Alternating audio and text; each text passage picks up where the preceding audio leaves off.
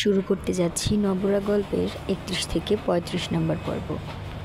তো চলুন শুরু করা যাক। নীল রঙের গাড়িটা চুপিসারে এগিয়ে চলেছে রাতের অন্ধকারে। জাওয়াদ স্টিয়ারিং শক্ত করে ধরে রেখেছে।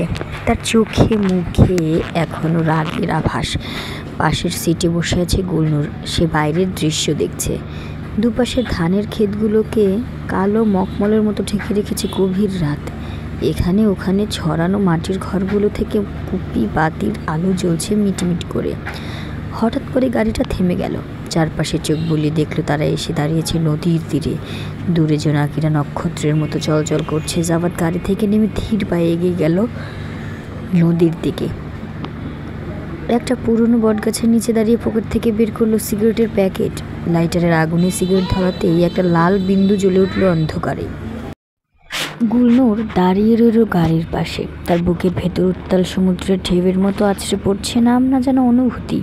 জীবনে প্রথমবার সে এমন অচেনা আবেগের সামনে দাঁড়িয়ে।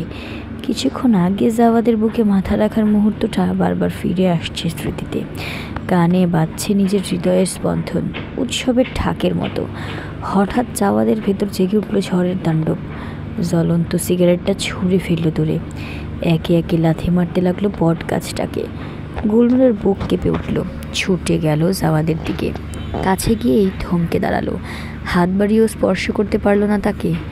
জাওয়াদ তখন উপুু হয়ে বসে পড়েছে মাটিতে, ক্লান্ত নিঃশ্বাসে হাঁপাচ্ছে। কিছুক্ষণ পর ধীরে ধীরে মুখ তুলে তাকালো। তার রক্তবর্ণ চোখে জমে থাকা জল চাঁদের আলোয় টলটল করছে। দূরে নদীর কলকল শব্দ আর বাতাসে বটপাতার খসখস আওয়াজ ছাড়া আর কোনো শব্দ নেই। একটা দীর্ঘশ্বাস ছেড়ে সে বলল, আমি আমার পরিবারকে খুব ভালোবাসতাম। কথাগুলো বলতে গিয়ে তার কণ্ঠ কেঁপে উঠল। তারপরে মুখ ফিরিয়ে নিল অন্যদিকে। তার কাঁধের কাঁপুনি বলে দিচ্ছিল যে সে কাঁদছে। গুলনুর দাঁড়িয়ে রইল নিঃশব্দে।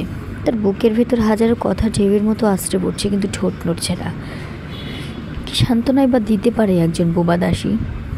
তবে মনটা বারবার বলছে একটু এগিয়ে গিয়ে হাত রাখতে জাওয়াদের কাঁধে, একটু ছুঁয়ে দিতে তার থরথরে শরীরটা।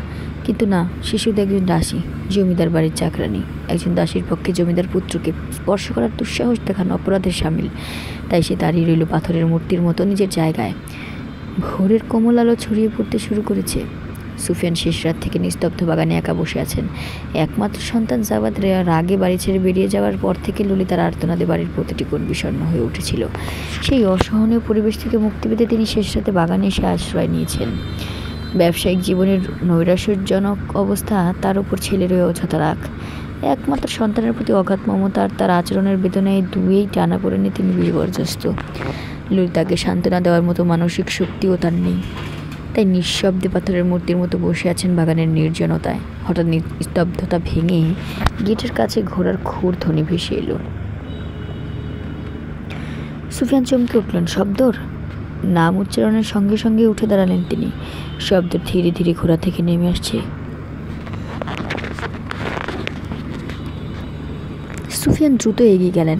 কোনো সমাধান হলো? শব্দের দীর্ঘশ্বাস ছেড়ে উত্তর দিল, সব শেষ ভাইজান, কেউ আমাদের ফসল কিনবে না। সুফিয়ানের হাতের লাঠিতে আঙুলের বাঁধন আরও শক্ত হলো। রহমান সাহেব বললেন, আমাদের এলাকার ফসলের মান নেই। খান সাহেব বললেন, তাদের গুদাম ভর্তি আর জায়গা নেন। আর হোসেন সাহেব, তার কণ্ঠস্বর ভারী হয়ে এলো। তিনি সরাসরি জানিয়ে দিলেন জমিদারের কাছ থেকে আর ফসল কিনবেন না। সবার কথার ধরন একই রকম। কেউ স্পষ্ট করে কিছু বলছে না। মনে হচ্ছে সবাই কারো কথায়। সুফিয়ান আর দাঁড়ালেন না। লাঠি ভর দিয়ে ধীরগতিতে বাড়ির ভিতরে চলে গেলেন। শব্দ দাঁড়িয়ে রইল। মরুভূমিতে হারিয়ে যাওয়া পথিকের মতো তার চোখে জমে উঠল অসহায় বিষাদ। দুপুর। রাজধানীর আকাশে সূর্য অগ্নিবর্ষী। জাওয়াদের গাড়িটি শহরতলির তপ্ত রাস্তা বেয়ে এগিয়ে চলেছে। তখনকার সময়ে শহরের গতি ছিল অনেকটা স্থিমিত। পাশের সিটে গুলনুর গরমে বিবর্ণ ওড়নার আঁচল দিয়ে কপালের ঘাম মুছছে মাঝে মাঝে। চোখে উদাস শূন্যতা, কপালে দুশ্চিন্তার ভাঁজ। রাস্তার মোড়ে একটি পুরনো দোকানের সামনে গাড়িটি থেমে গেল। দোকানের সামনে পানের বাটায় জল ছিটিয়ে দিচ্ছে দোকানি। জাওয়াদ নেমে গেল। দোকানের টেলিফোন বুথে ঢুকে 9 নম্বর ঘোরালো। ঘামে ভিজে গেছে পিঠটা। কথার শেষে ফিরে এসে গাড়িতে বসলো। গুলনুর তখনও স্থির। দুপুরের খড় রোদ তার মুখে এসে পড়ে নতুন ছায়া তৈরি করছে। মিনিট 10 পর একটি যুবক এগিয়ে গেল। তার পরনে গাঢ় রঙের পাঞ্জাবি, কপালে বিন্দু বিন্দু ঘাম। ভাইজান, চাবিটা? যুবকটি চাপা গলায় বলল। জাওয়াদ পকেট থেকে চাবি বের করে দিল। সাবধানে নিও। জি আচ্ছা, ঠিক মতো পৌঁছে দেব বলে যুবকটি গাড়িতে উঠল। দুপুরের দাবদাহে নীল গাড়িটি ধীরে ধীরে মিলিয়ে গেল রাস্তার বাঁকে। জাওয়াদ গুলনুরের দিকে তাকালো। তার ঘামে ভেজা হাতটি নিজের হাতের মধ্যে নিয়ে বলল, চলো হেঁটে যাই, সামনেই নদী, ফেরি দিয়ে ওপারে যাব। দূরে নদীর জলে রোদের পুরো খরা ভাব।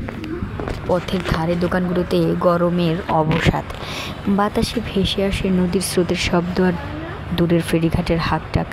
দুজনের পায়ের নিচে তপ্ত ফুটপাতের ইট থেকে উঠেছে স্পষ্ট শব্দ। নদীর ঘাটে পৌঁছতেই ফেরিটা এসে গেল। কয়েকজন যাত্রী উঠল আগে, তারপর জাওয়াদ আর গুলনুর। ফেরির এক কোণে দাঁড়ালো দুজন। ভাড়াটা নেন। জাওয়াদ ফেরিওয়ালার দিকে এগিয়ে দিল টাকা। দুজনের 8 টাকা। ফেরিওয়ালা টাকা নিয়ে পকেটে রাখলো। বউরে লইয়া যাইতাছেন? গরমে বিচারি কষ্ট পাইতাছে। জাওয়াদ হালকা হাসলো। না মামা, তবে আপন মানুষ। এক ঝাঁক লোক উঠল ফেরিতে। গুলনুর জড়সড় হয়ে ওড়না টেনে নিল মাথায়। দুপুরে রোদে তার মুখে ঘাম চকচক করছে। জাওয়াদ এগিয়ে এসে তাকে আড়াল করে দাঁড়ালো। ফেরি ছাড়ার সঙ্গে সঙ্গে নদীতে তরঙ্গ খেলা শুরু হলো। মাঝ নদীতে এসে একটা তীব্র ঢেউয়ের ধাক্কায় গুলনুরের পা টুলে গেল। মুহূর্তের জন্য সে জাওয়াদের দিকে ঝুঁকেই পড়েছিল। দ্রুত নিজেকে সামনে নিল। সেই অল্প সময়ের চোখাচোখিতে তার চোখের তারায় বিস্ময় আর লজ্জার রং খেলে গেল। চোখ নামিয়ে নিল তাড়াতাড়ি। মধ্য নদীতে বাতাস বইছে অল্প অল্প। হঠাৎ আরেক ঢেউয়ের দোলায় গুলনুর অসহায়ভাবে জাওয়াদের হাত চেপে ধরল। সেই ক্ষণিক স্পর্শ বৈশাখী ঝড়ের মতো দুজনের শরীরে বিদ্যুৎ খেলিয়ে দিল। গুলনুর তাড়াতাড়ি হাত সরিয়ে নিল, কিন্তু স্পর্শের শিহরণ থমকে রইল দুজনে মাঝে। আরে চাচা, নাও একটু আস্তে চালান। জাওয়াদ ফেরিওয়ালার দিকে তাকিয়ে বলল। ফেরিওয়ালা বলল, চিন্তা করেন না সাহেব, 40 বছর ধইরাই নাও চালাইতাছি। আপনের বউরে কন দেখি হাত ধরে থাকতে। জাওয়াদ মৃদু হেসে বলল, বউ না চাচা। বৃদ্ধ আসলো। বউ না এখন, পরে হইব। বুড়া মানুষ চিনি না চোখে দেখলেই। গুলনুর আরও জড়সড় হয়ে গেল। তার কানের লতি সন্ধ্যার আকাশের মতো রাঙা হয়ে উঠল। নদীর কলকল জলে ছায়া ফেলে যাওয়া দুটি তরুণ তরুণীর দিকে তাকিয়ে বৃদ্ধ ফেরিওয়ালা আর যাত্রীরা মৃদু হাসছিল। ফেরি থেকে নেমে জাওয়াদ ঘাড় চুলকাতে চুলকাতে বলল, এই মানুষগুলো না বড্ড সরল, কি থেকে যে কি বলে। দুজনে হাঁটতে শুরু করলো। পথের দুপাশে ছোট ছোট দোকান। মশলার গন্ধ ভেসে আসছে কোনো এক মুদি দোকান থেকে। বাজার পেরিয়ে একটা সরু গলি। পুরনো ইমারতগুলোর গায়ে সময়ের দাগ। গলির শেষে একতলা একটা বাড়ি। দেয়ালে হলুদ রং করা, তবে অনেকটাই খসে গেছে। সামনে ছোট্ট একটু বাগান, শুকনো ঘাস আর কয়েকটা বেলি ফুলের গাছ। জানালার গড়াতে জড়িয়ে আছে মাধবীলতা। জাওয়াদ পকেট থেকে চাবি বের করলো। তালা খুলতে খুলতে বলল, আমরা বন্ধুর বাড়ি, পুরনো পরিবার সৌদিতে আছে। এখানে গত 2 বছর ছিলাম। একটু থেমে গুলনুরের দিকে তাকে বলল, তোমার সমস্যা হবে না তো? গুলনুর মাথা নাড়ল। দরজার কাঠের ফাঁক দিয়ে একটা টিকটিকি বেরিয়ে গেল দ্রুত। ঘরে ঢুকতেই ফ্যাপসা গন্ধ নাকে কুচকে গেল। জাওয়াদ এক এক করে জানালাগুলো খুলে দিতে লাগলো। বাইরের আলো এসে পড়লো ঘরের মেঝেতে। ধুলো ঢাকা পুরনো আসবাবপত্র। তুমি হাত মুখ ধুয়ে নাও, বাজার থেকে কিছু খাবার নিয়ে আসি। জাওয়াদ টেবিলের উপর থেকে পুরনো খবরের কাগজগুলো তুলতে তুলতে বলল। জানালার পর্দা ঝাড়ফুঁস করতে করতে থামল। খাওয়া দাওয়া সেরে আমরা বাজারে যাব। তোমার তো কিছুই নেই সঙ্গে, জামা কাপড় কিনতে হবে, একটা গামছাও। এই গরমে গোসল না করলে শরীর খারাপ হয়ে যাবে। খাটের চাদর ছাড়তে ছাড়তে থমকে দাঁড়ালো। পকেট থেকে টাকার তোড়া বের করে দেখলো মাছ মাংস কিনতে হবে, কিন্তু হাটে খুব টাকা কম। এই দেখো বলে টাকাগুলো গুনতে লাগলো। আপাতত এই ঘড়িটা বেচে দিলে কিছু টাকা আসবে।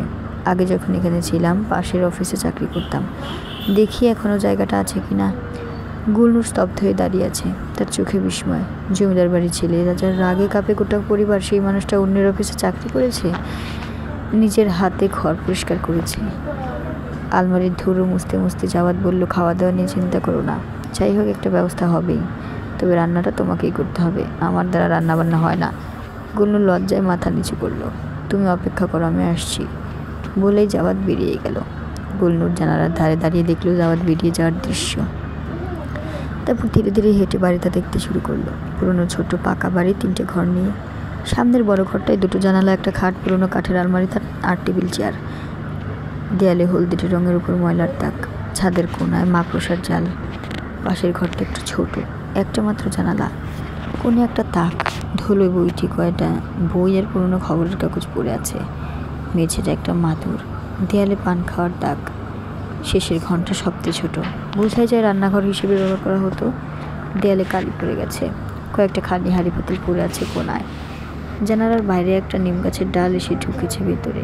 বারান্দা পেরিয়ে পেছনে ছোট্ট টয়লেট, দরজার কাঠে পোকায় খাওয়া ফুটো। উঠোনের এক কোণে জঙ্গল হয়ে আছে। এ বাড়িতে যাবার 2 বছর ছিল। গুলনুরের বুকের ভেতরটা মোচড় দিয়ে উঠল। কি এমন অভিমান, কি এমন আঘাত পেয়েছিল জাওয়াদ? কেন সে রাজপ্রাসাদের বৈভব ছেড়ে এই নিঃসঙ্গ জীবন বেছে নিল? দুপুরের রোদ্দুর যখন ছিবিয়ে পড়েছে তখন জাওয়াদ খাবার নিয়ে এলো। কয়েকটা গরম রুটি, হালকা ভাজা ডিম আর মশলাদার আলুর তরকারি। গুলনুর চোখের পাতার আড়াল থেকে লক্ষ্য করলো তার খাওয়ার ভঙ্গি। যে মানুষটা গতকালও জমিদার বাড়ির বিশাল রান্নাঘরে বসে দাসীদের ডাকাডাকি করে খাবার পরিবেশন করাচ্ছিল, আজ কি অনাশয় না মেঝেতে বসে সামান্য খাবার খাচ্ছে। প্রতিবার যখন চোরা চাহনিতে তাকালো জাওয়াদের দিকে, ততবারই মনে হলো এ যেন অন্য মানুষ। বিকেল ঢলে পড়তেই বাজারে নেমে এলো জনতার ঢল। এ পাড়ার বাজার জমে ওঠে বিকেল বেলায়। গ্রীষ্মের দাবদাহ থেকে বাঁচতে দোকানিরা টানিয়েছেন রঙিন ছাতা। জাওয়াদ অদৃশ্য প্রাচীর হয়ে গুলনুরকে ঘিরে রাখলো। যেখানে ভিড়ের চাপ বেশি সেখান থেকে আলতো করে সরিয়ে নিয়ে যায় তাকে। কখনো পিছনে, কখনো পাশে, একটা নিরাপদ আশ্রয়ের মতো। গুলনুরের বুকের পাঁজরে মিষ্টি শিহরণ। এমন যত্নময় ছোঁয়া তার জীবনে এই প্রথম। হঠাৎ একটা আর্তনাদে স্তব্ধ হয়ে গেল চারপাশ। জাওয়াদের শরীর দুলে উঠল। আহ! যন্ত্রণায় কেঁপে উঠল তার কণ্ঠস্বর। চারিদিকে ছড়িয়ে পড়ল আতঙ্কের ঢেউ। জাওয়াদ যখন মাটিতে লুটিয়ে পড়তে যাচ্ছিল, গুলনুর ছুটে গিয়ে জড়িয়ে ধরল তাকে। তার হাতের তালুতে জাওয়াদের উষ্ণ রক্তের স্পর্শ। সুফিয়ান ধীর পায়ে এগিয়ে গেলেন আড়তের ভেতরে। ডান দিকে ধানের বস্তার শাড়ি, বাঁ দিকে পাটির আটি। দুইয়েরই একই অবস্থা, কেনার লোক নেই। কিছুক্ষণ আগে পাটের দালাল এসেছিল, বলে গেল হুজুর কি করুম, মিলের মালিক কইছে দাম কমাইয়া দিতে, নাইলে নিতে পারতাছে না। সুফিয়ান সাহেব একটা পাটের আটি হতে তুলে নিলেন। কি সুন্দর রং ধরেছে। চাষিরা দিনরাত কেটেছে এই পাট নিয়ে, পানিতে নামিয়ে রেখেছে, পচিয়েছে, ছাড়িয়েছে, শুকিয়েছে, আর এখন এই পাট, এই ধান পুরো গ্রামের ভরসা। নিজের মনে বিড়বিড় করলেন তিনি। বয়সের ভারে নুয়ে ভরা কাঁধ আরও যেন নুয়ে পড়ল। পাটের আটিগুলোর মাঝে একটা ইঁদুর ছুটে গেল। সুফিয়ান সাহেব চমকে উঠলেন। এই গরমে পাট বেশি দিন রাখা যাবে না, ইঁদুরে কাটবে, পোকায় ধরবে, ধানও নষ্ট হবে। হঠাৎ মনে পড়ল রশিদের কথা। গত সপ্তাহে এসেছিল মেয়ের বিয়ের টাকা চেয়ে। হুজুর, ধানের দাম পাইলে মেয়েরে পার করুন। কি জবাব দিয়েছিলেন তিনি? একটু সবুর কর, ধান বিক্রি হোক। করিমের ছেলের অপারেশনের কথা, সালেহার স্বামীর ঋণ শোধের কথা। প্রতিটি পরিবারের আশা আকাঙ্ক্ষা জড়িয়ে আছে এই ধান আর পাটের সঙ্গে। সুফিয়ান সাহেব আড়তের দরজার কাছে এসে দাঁড়ালেন। দূরে দেখা যাচ্ছে সবুজ ধান ক্ষেত, নতুন করে বীজ বোনা হয়েছে। কিন্তু এই ফসল যদি বিক্রি না হয়, তবে পরের ফসল কে লাগাবে? বৃদ্ধ আঙুলগুলো থরথর করে কাঁপছে। জীবনের শেষ প্রান্তে এসে তিনি সব হারাতে চান না। এই খবর ছড়িয়ে পড়লে শুধু ফসল নয়, হারিয়ে যাবে মানুষের আস্থাও। যে আস্থা পূর্বপুরুষেরা গড়ে দিয়েছিলেন, যা তিনি এতদিন আঁকড়ে ধরে রেখেছিলেন, তা হারাতে পারেন না। পায়ের শব্দ শোনা গেল। সুফিয়ান সাহেব ঘাড় ফিরিয়ে দেখলেন মনির এসেছে। তার হাতে একটা কাগজের মোড়ক। মনিরের কপালে বিন্দু বিন্দু ঘাম। অনেকটা পথে যে এসেছে সে। হুজুর, মনির এগিয়ে এলো। সৈয়দ সাহেব পাঠিয়েছেন। মোড়কটা খুলতে পুরনো দলিলপত্র বেরিয়ে এলো। হুজুর, একটা খবর ছিল। মনির সারান্ন থেমে বলল, নাবেদ সাহেবকে দেখলাম মোল্লার চর বাজারে। তার অবস্থা ভালো না। কি হয়েছে? পাটুরি সাহেব নাবেদ সাহেবকে ব্যবসা থেকে সরিয়ে বিদেশ থেকে ফিরে আসার নিজের ছেলেকে বসিয়েছে। সুফিয়ান বিস্ময় নিয়ে তাকালেন। পাটুরি সাহেবের এত বড় ব্যবসা? নাবেদ তো সব কিছু দেখাশোনা করতো। জি হুজুর, গত 5 বছর ধরে নাবেদ সাহেবই তো সব দেখতেন। দোকানপাট, আড়ত, চালের কল, সব কিছুর হিসাব রাখতেন। পাটওয়ারি সাহেব তো শুধু বসে থাকতেন। তারপর কথা হয়েছে তার সঙ্গে? না হুজুর, দেখলাম উনি মোল্লার চর বাজারে চায়ের দোকানে বসে আছেন।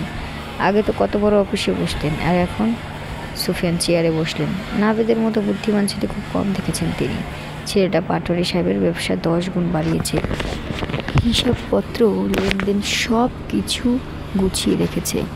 এমন একজনকে কি করে সরিয়ে দেওয়া যায়? চোখের চশমা ঠিক করে বললেন, নাবেদের খোঁজ নেই। কোথায় আছে, কি করছে, তার সঙ্গে কথা বলতে হবে। বলবে আড়তে আসতে। মনের 19 জানিয়ে চলে গেল। জাওয়াদের পিঠ থেকে গড়িয়ে পড়া রক্ত দেখে গুলনুরের মুখ ফ্যাকাশে হয়ে গেল। বাজারের ভিড় থেকে উঠল কান্নাতুর স্বর। কে মারলো রে, কে মারলো? মুহূর্তেই জমা হতে লাগলো মানুষের ভিড়। বিকেলের বাতাসে ছড়িয়ে পড়ল উত্তেজিত কণ্ঠস্বর। ডাক্তার, কেউ ডাক্তার ডাকো! কারো আর্তনাদ বাজারের প্রান্তে প্রান্তে ছড়িয়ে পড়ল। জাওয়াত গুলনুরের দিকে তাকিয়ে ক্ষীণ স্বরে বলল, ভয় পেও না, সামান্য আঘাত, কিচ্ছু হয়নি আমার। দুজন যুবক এগিয়ে এলো। পাকা চুলের একজন বৃদ্ধ বললেন, আরে এ তো জাওয়াত, সরকার বাড়িতে থাকে, আগে প্রতিদিন বাজারে আসতো। কে এমন কাজ করলো? কাউকে দেখতে পেলেন? জিজ্ঞেস করলো কেউ। না ভাই, ভিড়ের মধ্যে কে যে অন্য একজন মাথা নাড়ল। গুলনুর তার অন্যায় মুখ ঢেকে নীরবে কাঁদছে। জাওয়াত তার দিকে তাকিয়ে আবার বলল, আমি ঠিক আছি। বাজারের শেষ প্রান্তে রশিদ ডাক্তারের ছোট ডাক্তারখানা, কয়েকটা পুরনো চেয়ার, একটা খাট আর একটা ওষুধের আলমারি দিয়ে সাজানো ঘরটা। দেয়ালে টানানো পুরনো ক্যালেন্ডারে উঠছে একটা মশা। দুজন যুবক ধরাধরি করে জাওয়াতকে নিয়ে এলো। রশিদ ডাক্তার তখন অন্য একজন রোগীকে দেখছিলেন। চশমার ফাঁক দিয়ে জাওয়াতের দিকে তাকালেন। চিনতে দেরি হলো না, ছেলেটার সঙ্গে প্রায় দেখা হয় বাজারে। কি হয়েছে? উদ্বিগ্ন কণ্ঠে জিজ্ঞেস করলেন। জাওয়াতকে খাটে শুইয়ে দেওয়া হলো। রশিদ ডাক্তার পিঠের জামা সরিয়ে ক্ষতস্থান পরীক্ষা করলেন। ক্ষতের চারপাশে জমাট রক্ত। তিনি সাবধানে জায়গাটা পরিষ্কার করতে লাগলেন। সৌভাগ্যক্রমে ছুরিটা গভীরে ঢোকেনি। যখন বেশি গভীর নয়। তিনি স্বস্তির নিঃশ্বাস ফেলেন। কে এই কাজ করলো? জাওয়াত বলল, জানি না, আমার তো কারোর সাথে শত্রুতা নেই। ড্রেসিংয়ের সময় জাওয়াত দাঁত চেপে যন্ত্রণা সহ্য করছিল। ঘরের কোণে দাঁড়িয়ে আছে গুলনুর। তার অন্যের প্রান্ত ভিজে গেছে চোখের জলে, শরীরটা এখনো কাঁপছে। জাওয়াত মাঝে মাঝেই তার দিকে তাকাচ্ছে, চোখের ইশারায় বলছে, ভয় নেই। রশিদ ডাক্তার লক্ষ্য করলেন গুলনুর দিকে জাওয়াতের বারবার তাকানো। জিজ্ঞেস করলেন, আপনি কি ওর স্ত্রী? জাওয়াত আস্তে করে বলল। গুলনুরের চোখ দিয়ে আবার টপটপ করে জল পড়তে লাগলো। ওনার প্রান্ত দিয়ে চোখ মুছত সে। রশিদ ডাক্তার হাসি মুখে বললেন, এই জন্যই কয়দিন এই তল্লাটা দেখিয়ে নি। জাওয়াত কিছুই বলল না। ভয় পাওয়ার কিছু নেই। রশিদ ডাক্তার ব্যান্ডেজ বাঁধতে বাঁধতে বললেন, দুদিন ওষুধ খান, সেরে যাবে। তবে একটু থেমে গম্ভীর হলেন, থানায় একটা ডায়েরি করে রাখুন। এই এলাকায় এরকম ঘটনা আগে কখনো শুনি নাই। ঠিক আছে। জাওয়াত উঠে দাঁড়ালো। গুলনুরের কাঁধে হাত রেখে বলল, চলো বাড়ি যাই। সন্ধ্যার আবছা আলোয় দুজনে বের হলো ডাক্তারখানা থেকে। বাজারের রাস্তায় তখন লোকজন কম। দু একজন দোকান গুটিয়ে বাড়ি ফেরার তোড়জোড় করছে। কয়েকজন এখনো দাঁড়িয়ে আছে, করুণ চোখে তাকিয়ে আছে তাদের দিকে। গুলনুর জাওয়াতকে আঁকড়ে ধরে আছে। তার সারা শরীরে একটা ভয়, পাছে আবার কেউ আক্রমণ করে। হঠাৎ জাওয়াত বলল, তুমি আমাকে বাঁচিয়েছ। গুলনুর অবাক চোখে তাকালো। যদি তুমি ধরে না রাখতে, আমি মাটিতে পড়ে যেতাম। তখন ছুরিটা ভেতরে ঢুকে আঘাতটা আরও গভীর হতে পারত। গুলনুর চোখ নামিয়ে নিল। কথা বলতে না পারলেও তার আঙুলগুলো আরও শক্ত করে জড়িয়ে ধরল জাওয়াতের হাত। বাড়িতে ঢুকেই সে হারিকেন জ্বালালো। হলদে আলোয় জীর্ণ দেয়ালের ফাটলগুলো স্পষ্ট হয়ে উঠল। বিছানায় শুয়ে জাওয়াত দুর্বল কণ্ঠে বলল, রান্নাঘরের একটা সাদা থলে আছে, খুব বেশি কিছু নেই, যা আছে তাই দিয়ে কিছু একটা করো। গুলনুর হারিকেন হাতে নিয়ে রান্নাঘরে ঢুকলো। কোনায় পড়ে থাকা সাদা থলিটা খুঁজে পেতে বেগ পেতে হলো না। থলে খুলে দেখলো 200 গ্রামের মতো চাল, 1 মুঠ হলুদ রঙের মসুর ডাল, কয়েকটা শুকনো লাল মরিচ, 2টো পেঁয়াজ বার, যার একটা অল্প নরম, 3 রসুন আর একটু সয়াবিন তেল। অনেক খোঁজাখুঁজি করে একটা পুরনো টিনের কৌটায় লবণ পেল। থলেটা নিয়ে ঘরে ফিরে এসে হাত নেড়ে জাওয়াতকে বোঝালো, হলুদ মরিচ নেই, যা আছে তাই দিয়ে কিছু একটা করো। জাওয়াত চোখ বুজে বলল, ক্ষতটা থেকে যন্ত্রণা ছড়িয়ে পড়ছে সারা শরীরে। গুলনুর চাল ডাল ধুয়ে পেঁয়াজ রসুন কুচি করে তেল গরম করে রান্না শুরু করলো। খিচুড়ি তৈরি হলে পুরনো একটা বাটিতে করে ঘরে নিয়ে এলো। জাওয়াত ততক্ষণে উঁচু বালিশে হেলান দিয়ে বসেছে। গুলনুরকে দেখেই বলল, ডাক্তারের কাছে তোমাকে স্ত্রী বলে পরিচয় দিয়েছি বলে রাগ করোনি তো? গুলনুর মাথা নাড়ল। বলতে হয়েছিল, না বললে লোকে বুঝতো না কেন তুমি আমার সঙ্গে আছো। নিন্দে করতো। এই সমাজ এখনও সে পুরনো চিন্তায় আটকে আছে। উন্নত হতে আর অনেক সময় লাগবে। গুলনুর উঠে গিয়ে রান্নাঘর থেকে জলের গ্লাস নিয়ে এলো। দুজনে পাশাপাশি বসে খিচুড়ি খেলো। খাওয়া শেষে কিছুক্ষণ চুপ থেকে জাওয়াত জিজ্ঞেস করলো, ভয় হচ্ছে না? গুলনুর উৎসুক দৃষ্টিতে তাকালো। জাওয়াত আলমারির দিকে ইশারা করে বলল, ওখানে খাতা কলম আছে, নিয়ে এসো। গুলনুর উঠে গিয়ে খাতা কলম আনলো। লিখলো, কিসের ভয়? আমাকে। গুলনুর খাতায় লিখল, না হয় না, আমি জানি আপনি কখনো আমার ক্ষতি করবেন না। আপনার চোখে আমি শুধু মানুষ, বোবা নই, অক্ষম নই। আর গুলনুরের হাত থেমে গেল। আর গুলনুর আবার লিখতে শুরু করলো, আপনার সামনে আমি নিজেকে অসম্পূর্ণ মনে করি না। অন্যরা যা দেখেন আপনি তা দেখেন। আমার নীরবতার ভাষা আপনি বোঝেন। এই পৃথিবীতে এমন কেউ নেই যে আমার নীরবতাকে এত সুন্দর করে গড়তে পারে। জাওয়াদ স্থির হয়ে বসে রইল, চোখের দৃষ্টি গুলনারের দিকে নিবদ্ধ। গুলনারের অস্বস্তি হয়, সে ধীরে ধীরে উঠে দাঁড়ালো, টেবিলের উপর রাখা ওষুধের প্যাকেটটা নিয়ে এলো, তারপর রান্নাঘর থেকে এক গ্লাস ঠান্ডা পানি নীরবে এগিয়ে দিল জাওয়াদের দিকে। ওষুধটা খেয়ে জাওয়াদ বিছানায় শুয়ে পড়ল। পিঠের ক্ষতটা থেকে যন্ত্রণা ছড়িয়ে পড়ছে সারা শরীরে, গাটা গরম, জ্বর আসার পূর্বাভাস। গুলনুর সযত্নে বালিশটা ঠিক করে দিল, তারপর পা টিপে টিপে পাশের ঘরের দিকে এগিয়ে গেল। দুই ঘরের মাঝখানে একটি হারিকেন জ্বলছে, তার কম্পমান শিখায় দেয়ালে নাচছে আলো আধারের ছায়া। গুলনুর ছোট খাটে শুয়ে পড়ল। হারিকেনের আলোয় জাওয়াদের ঘরের ছায়াটা স্পষ্ট। সেই ছায়ার দিকে তাকিয়ে রইল অপলক। হঠাৎ মধ্যরাতে ভারী পায়ের শব্দে গুলনুরের ঘুম ভেঙে যায়। বুকের ভিতর হুড়মুড় করে ওঠে। কান পেতে শুনতে পেল বাড়ির চারপাশে কারা যেন ঘুরে বেড়াচ্ছে। চাপা কণ্ঠের কথাবার্তা, পায়ের শব্দ। জানালার ফাঁক দিয়ে উঠ দিতে ঠং করে প্রচণ্ড শব্দে কেউ জানালায় আঘাত করল। গুলনুর ভয়ে চিৎকার করে উঠতে গিয়েও পারল না। তার কণ্ঠ থেকে শুধু একটা অস্পষ্ট গোঙানি বের হলো। বাইরে থেকে ভেসে এলো কয়েকজনের কথোপকথন। দরজা ভাঙ, এই বাড়িতেই আসে, আমি বিকালেই দেখছি। গুলনুর পায়ে ঠলতে ঠলতে ছুটে গেল জাওয়াদের ঘরের দিকে। তার হাত পা কাঁপছে, বুকের ভেতর থুপুক করছে। জাওয়াদের বিছানার পাশে গিয়ে সে প্রায় ধপ করে বসে পড়ল। জাওয়াদের হাত ধরে ঝাঁকাতে লাগলো। মুখ দিয়ে অস্পষ্ট শব্দ বের হচ্ছে, চোখে আতঙ্ক। বাইরে থেকে ভেসে আসছে দরজায় লাথি মারার শব্দ। কাঠের দরজা মচমচ করে উঠছে, পেছনে জানালার পাথর পড়ার শব্দ। জাওয়াদ চোখ মেলল গুলনুরের ঝাঁকুনিতে। প্রথমে ঝাপসা দেখছিল সব, তারপরে গুলনুরের আতঙ্কিত মুখ, কাঁপা হাত আর চোখের জলে তার ঘুমের ঘোর কেটে গেল। বাইরে থেকে ভেসে আসা শব্দগুলো এখন স্পষ্ট। অনেকগুলো পায়ের শব্দ, গুঞ্জন, দরজায় ধাক্কা। জাওয়াদ কষ্টে উঠে বসলো। পিঠের ক্ষতটা থেকে তীব্র যন্ত্রণা ছুটে গেল সারা শরীরে। জ্বরে গা পড়ছে, তবুও টলতে টলতে জানালার কাছে গেল। পর্দার ফাঁক দিয়ে উঁকি দিয়ে দেখলো 5-6 জন লোক, হাতে লাঠি, রড, দা, একজনের হাতে পিস্তল। ছাদের আলোয় চকচক করছে ধারালো অস্ত্রগুলো। ওরা কারা? সব দিক দিয়ে ঘিরে ফেলেছে। জাওয়াদের কণ্ঠে ভয়, ঘামে ভিজে গেছে সারা শরীর। জ্বরের তাপে চোখ দুটো লাল। ফিসফিস করে বলল, গুলনুর রান্নাঘরে একটা ছোট দরজা আছে, বাইরে সরু গলি, গলির শেষে দেয়াল। ওই দেয়াল টপকে পালাতে হবে, এছাড়া আর কোনো পথ নেই। গুলনুর ভয়ে কাঁপা হাতে জাওয়াদের জামা চেপে ধরল। আমার জন্য অপেক্ষা করো না, আমি তোমারই পিছু নিয়ে আসছি।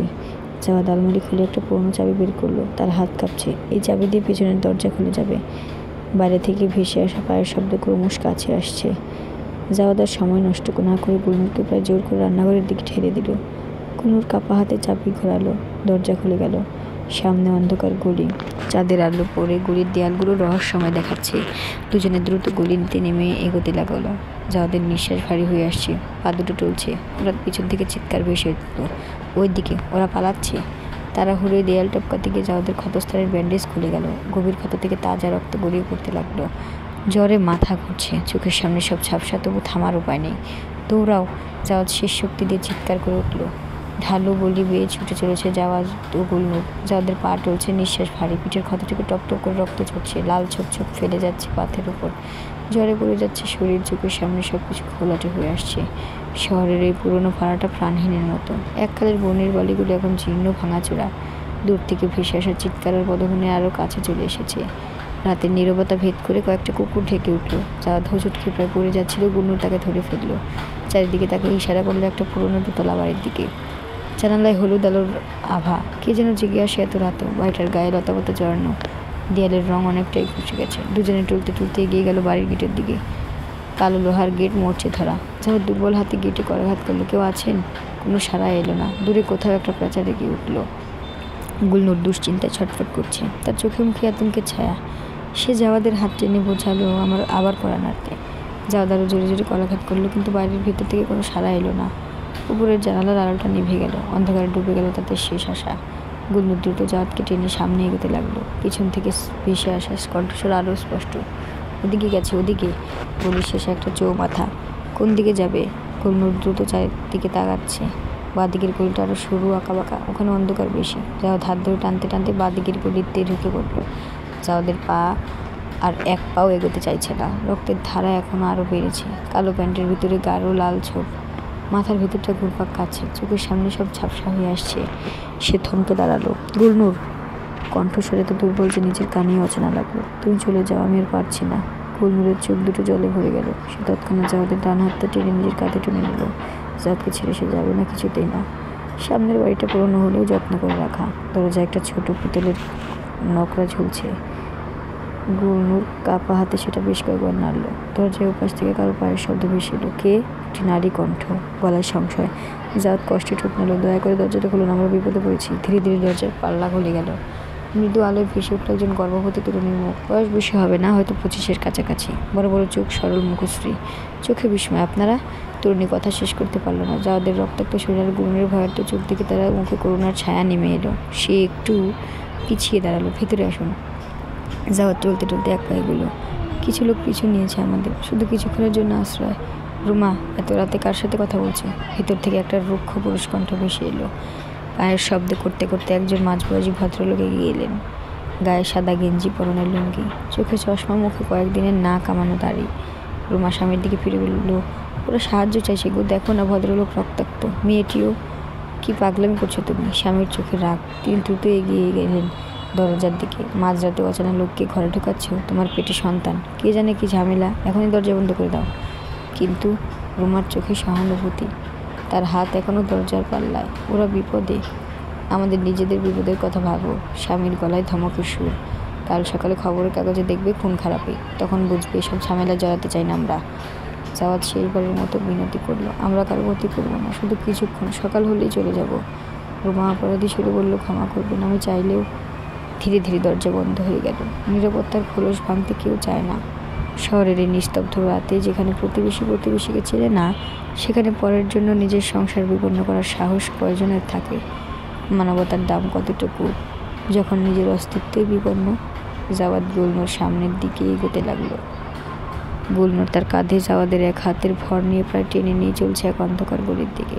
জাওয়াদের শরীর জলে পড়ে যাচ্ছে, পিঠের ক্ষত থেকে টপ টপ করে রক্ত পড়ছে।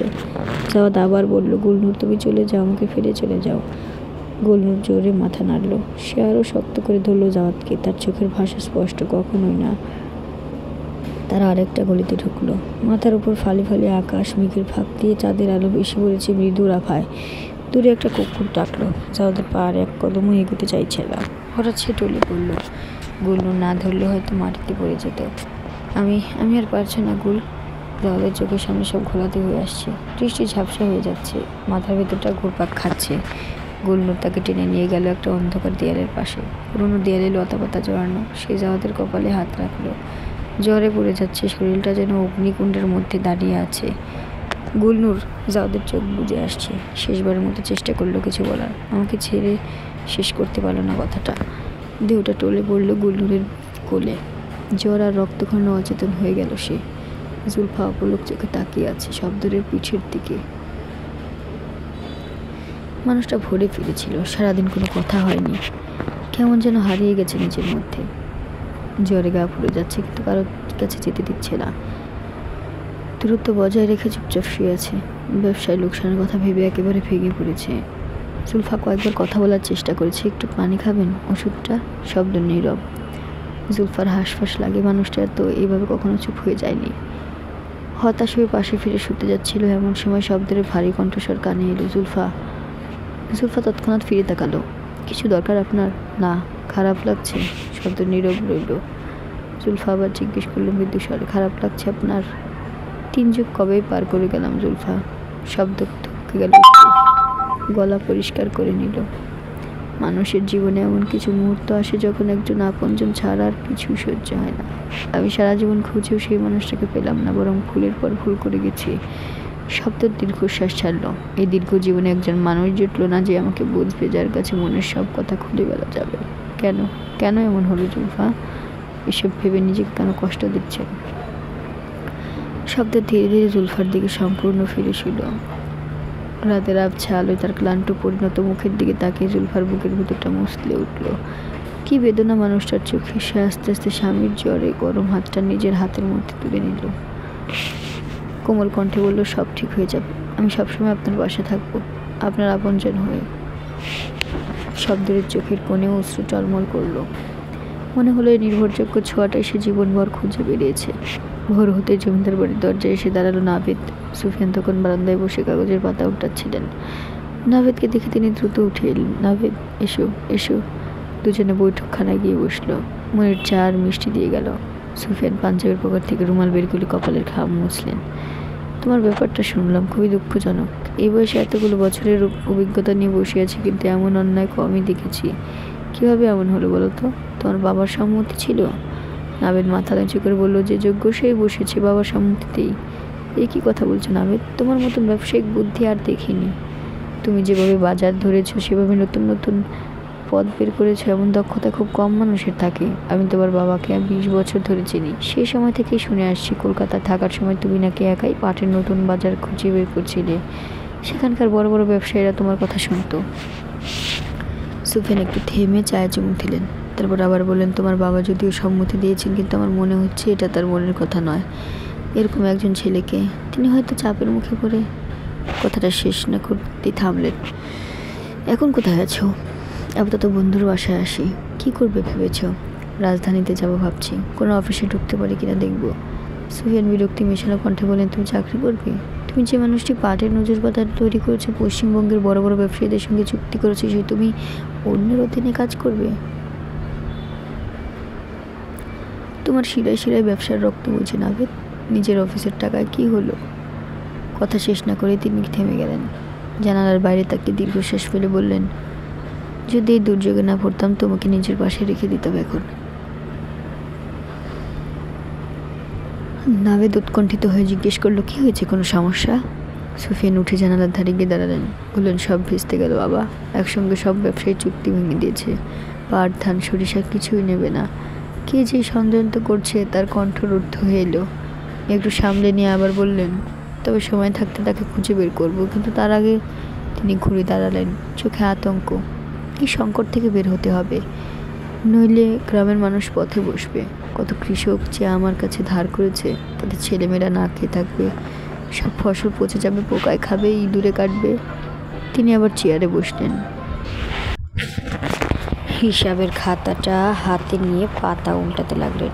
একটা পথ বের করতে হবে নাভেদ, নইলে এত মানুষের জীবন। কথা শেষ না করে তিনি চুপ করে গেলেন।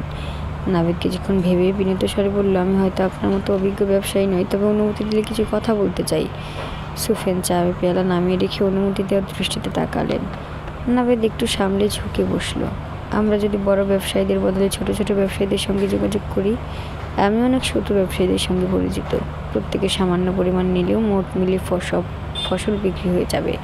তাছাড়া একজন ব্যর্থ হলে অন্যরা থাকবে, ঝুঁকি ছড়িয়ে যাবে। সুফিয়ান গভীর মনোযোগে শুনছেন। নাভেদ বলতে লাগলো, আর আপনার জমিদারের মহিলারা যদি পাট থেকে শিল্পজাত পণ্য তৈরি করে, আমি বাজারজাত করার দায়িত্ব বুঝিয়ে দিতে পারবো। তারা এখনই শুরু করতে পারে সহজ কিছু দিয়ে, যেমন পাটের সুতা দিয়ে হাতের কাজের বাজারের ব্যাগ। এতে কোনো কলকবজা লাগবে না, শুধু হাতের কাজ। এরপর ধীরে ধীরে করতে পারে এটাই আর পর্দার কাজ। এগুলো খুব কঠিন না। একটু অভিজ্ঞতা হলে কলকাতার বাজারের জন্য মেয়েদের হাতের ব্যাগও বানাতে পারবে। নাভেদ আরও বলল, এখন আর শুধু চটের বস্তার দড়ি নিয়ে বসে থাকলে চলবে না। কলকাতায় থাকার সময় দেখেছি, সেখানে এসব জিনিসের দারুণ কদর। বড় বড় দোকানে বিক্রি হয়। পাইকারি ব্যবসায়ীরা গ্রামে গ্রামে খুঁজে বেড়ায় এসব জিনিস। রেলে করে পাঠালেও খরচ কম পড়বে। তারপর একটু থেমে বলল, আর এখন তো কলকাতার বাইরেও বাজার খোলা যাবে। শুনেছি দিল্লি, মুম্বাইতেও এসব জিনিসের চাহিদা বাড়ছে। ওখানকার দোকানদাররা নাকি গ্রামের তৈরি জিনিস খুঁজে বেড়ায়। তবে এসব ধীরে ধীরে। আপাতত কলকাতার বাজারটা ধরলেই চলবে। এতে করে গ্রামের মানুষের আয় বাড়বে, পাটের দামও বৃদ্ধি পাবে। সুফিয়ানের চোখে বিস্ময়ের ঝিলিক দেখা গেল। আরও একটি প্রস্তাব ছিল, প্রতিটি গ্রামে ছোট ছোট সমবায় গঠন করা যেতে পারে, যেখানে নারী পুরুষ সবাই মিলে কাজ করবে। এতে আপনার জমিদারের উন্নতি হবে, মানুষের জীবন মানও উন্নত হবে। শুধু পাট নয়, ধান, সরিষার জন্য এই পথ খোলা আছে। নতুন চিন্তা করলে নতুন পথ আপনি থেকেই বেরিয়ে আসবে। সুফিয়ান স্তব্ধ হয়ে রইল। কিছুক্ষণ তাকিয়ে রইলেন নাভেদের দিকে। নাভেদ বিনম্র মুখ নিয়ে মাথা নত করে বলল, তবে সিদ্ধান্ত আপনারই। সুফিয়ান আস্তে আস্তে উঠে দাঁড়ালেন। নাভেদের সম্মানে উঠে দাঁড়ালো। সুফিয়ান পিতৃস্নেহে নাভেদের কাঁধে হাত রেখে বললেন, এই পরিকল্পনা যদি সফল হয়, এই সংকট যদি কাটিয়ে উঠতে পারি, তবে তুমি আমার ব্যবসার অংশীদার হবে। নাভেদ চমকে বলল, আমি? কিন্তু তুমি অন্যের দরজায় দরজায় ঘুরবে কেন? তুমি আমার সঙ্গে থাকো। তোমার মধ্যে সততা আর নিজের মধ্যে বুদ্ধি দুটোই আছে। তুমি আমার শব্দের পাশে থাকো। যা চাও তাই, যা দরকার সব পাবে। নাভেদ বিড়ম্বনা কণ্ঠে বলল, আমি শুধু ব্যবসা নিয়ে থাকতে চাই। লাভ ক্ষতির হিসাব নয়, শুধু কাজটা ভালোভাবে করতে চাই। সুফিয়ানের মুখে তৃপ্তির হাসি ফুটে উঠল। তিনি ভেতরের দিকে তাকিয়ে ডাকলেন, মনির, মনির, শব্দকে খবর দে, আরতে আসতে বল। তারপর নাবিদের দিকে ফিরে পিঠে হাত রেখে বললেন, চলো বাবা, আরতে গিয়ে আলোচনা করি। রোদ তেমন চড়া নয় আজ। আকাশের গায়ে হালকা মেঘের ছোঁয়া। জুলফার পায়ের শব্দে ছাদের কবুতরগুলো উড়ে গেল। ধীরে ধীরে সে ছাদে উঠল। পরনে খয়েরি শাড়ি, সবুজ পাড়, শাড়ির আঁচল মেঝে ছুঁই ছুঁই। হঠাৎ চোখে পড়লো একটা টকটকে লাল গোলাপের উপর। অবাক হয়ে সেদিকে তাকিয়ে বলি, ফুলটা এখানে গেল কোথা থেকে? তার পাশে একটা পুরনো রেডিও। কতদিন আগের কথা, যাত্রা দলে যখন অভিনয় করতো তখন ওখানকার একটা রেডিওর সামনে বসে কত গান শুনেছে। কতবার ইচ্ছে করেছে রেডিওটা নিজের কাছে নিয়ে আসতে, কিন্তু পারেনি। ওদের জিনিস কী করে আনবে? আজ সেই রেডিওটাই যেন তার জন্য অপেক্ষা করছে। থেমে থেকে গান বাজছে। জুলফা আস্তে আস্তে এগিয়ে গেল। প্রথমে গোলাপটা তুললো হাতে, তারপর রেডিওটা। হালকা ধুলো জমে ছোড় গায়ে, আঙুল দিয়ে মুছে নিল সেটা।